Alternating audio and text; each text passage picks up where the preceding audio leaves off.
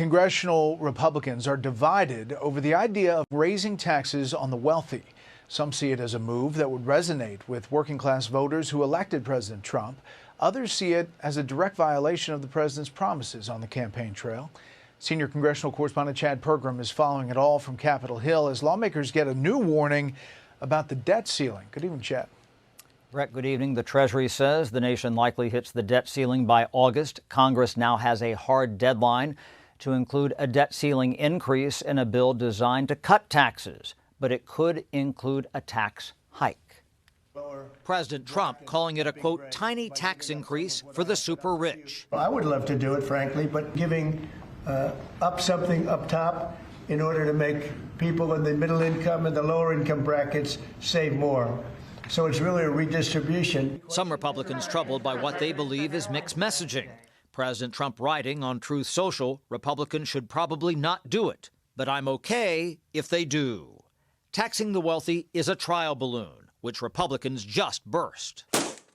No, we are not going to do tax increases. We don't want to raise taxes on anybody. I mean, we're about lowering taxes on Americans. Increasing taxes on the wealthy could appeal to the president's blue-collar coalition, but the White House intends to stick to campaign promises. President Trump has made it clear that he has his priorities, like no tax on tips, no tax on overtime, no tax on Social Security. However, new taxes could cover spending cuts. So we need to see what we need to do with the math to make sure that we are doing the country well fiscally and that we don't just add to the debt. But Republicans are frustrated after House Speaker Mike Johnson shrunk the size of the tax cuts and spending reductions.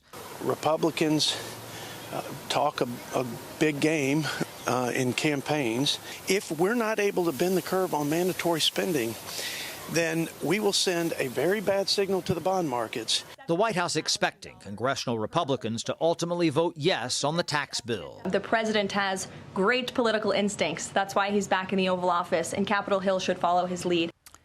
President Trump concedes a tax hike could be politically dangerous, and he acknowledges it could give Democrats a chance to accuse the GOP of breaking a promise to cut taxes. Brett? We'll follow it. Chad Pergram live on the Hill. Chad, thanks.